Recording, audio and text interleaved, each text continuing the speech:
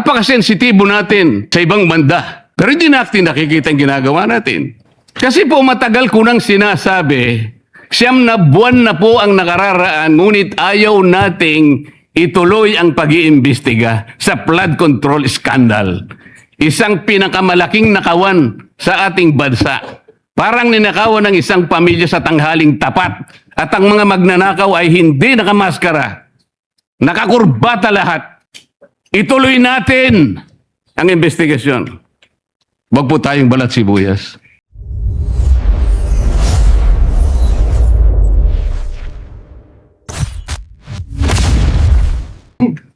Are the videos that were presented during or before her speech. Pwede ko bang malaman, Madam President, kung yung pinay-strike out kasama po yung video na nakita natin na kung saan ay nagsasalita ang ating kasama, Senator Risa Hontiveros. Kasi po sinabi niya, while BP Sara is in power, the threat of a full-blown Duterte comeback is still a very real and present danger. Sa akin po, walang problema yun.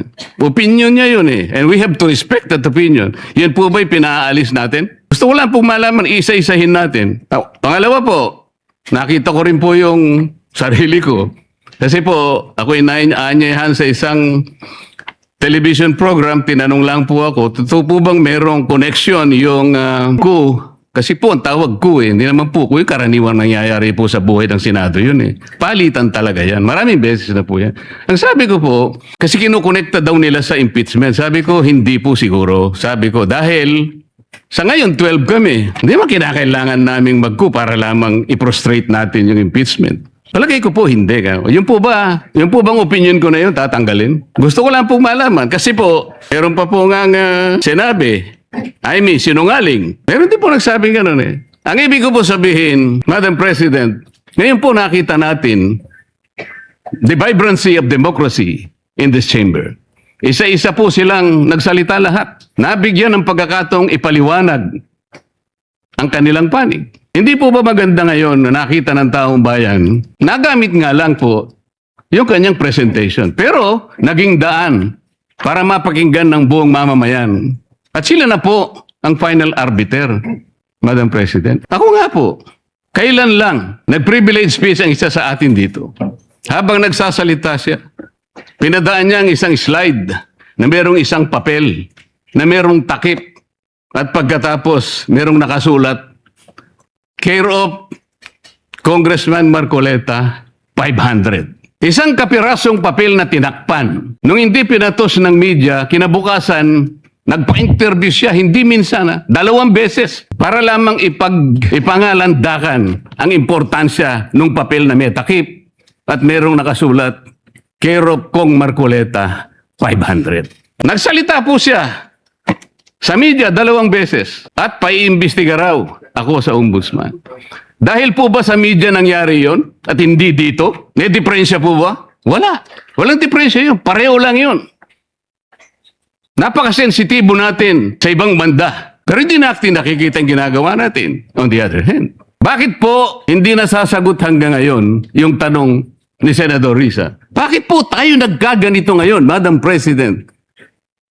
Kasi po, napigilan lang akong magtanong. Ngayon ko na po alam po ba ninyo kung bakit tayo nagkaganito, Madam President?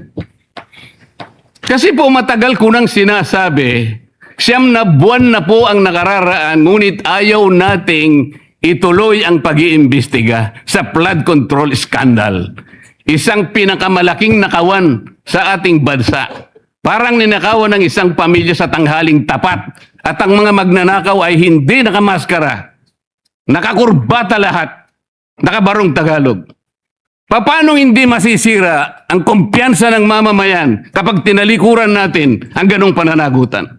Ano pong sinabi pa sa akin? Imbes na sagutin nila yung privilege speech ko noon, na sa pamimilit ko na, eto pong tungkulin natin eh.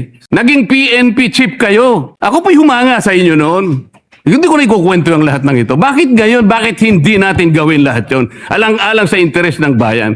Kaya po tayo sumadsad ngayon dahil yung pananagutan na yun, pinipilit po nating pigilin. Ang dami po nating pinagtatakpan. Tumayo siya, imbes na sagutin niya ang aking sinasabi. Ano po sinabi niya? Kung ano-ano po sinabi, nagpalabas din po siya ng napakaraming video na kinakampihan ko si Diskaya, nag-bla-bla, na ang asawa ko raw ay independent na ganito. Lahat po. Pati yung tayo ko sa Congress noon na sinasansala ko yung mga kasama ko because ngayon ko lang nakita ang Vice President, nagpipresent siya ng budget for 2025. Inaaglahi siya sa budget 2022 and 2023. Yung mga ganun po. Bakit po ngayon biglang nagbago ang kulay natin? Bakit po ganyan tayo ngayon? Bakit po napakababa? Siguro po, kung may pagkakataon tayo, maring bukas o kang makalawa, makikita po ninyo yung complete video yung nangyari nung Lunes, May 11, 2026. Kung paano, alas 7 pa lang ng umaga, nandito na yung tropa ng NBI na nakipag-coordinate sa opisina ng OSA sapagkat balak pala nilang hulihin ang isang senador. Hindi po ba? Nagkaroon na po ng admission eh. Tinanong ko pa nga yung ating former SP kung nakita niya yung warrant of arrest. Pinakita ba sa'yo? Sabi naman niya, hindi. Naniwala po ako ron. Ngunit bakit sinabi niya, kung mag-coordinate kayo sa USAA. Alam po ba ninyo, Madam President, kung ako po ang Senate President, kaya ako lang naman ginagawang halimbawa ito, Madam President, dahil hindi naman po ako magiging Senate President. Kung ako lang, hindi ko papayagan yon, Madam President. Bakit po? Respeto na lang sa premises ng institusyon na ito. Gawin niyo ang gusto niyong gawin. Huwag dito. Nakikiusap ako. Utang na loob. Huwag dito. I will do that. Pero ano po nangyari? And the rest is history. Ang hinabol, kamuntik na pong nahulog sa hagdanan ng Senator Bato. Ganun po ba ang pagtrato sa isang senador? Sinasagot ko po yung tanong, bakit po tayo nagkaganito? Isipin po ninyo, bakit hindi kayo magsimula doon? Meron po bang isa sa mga minority counterparts natin ngayon, Madam President?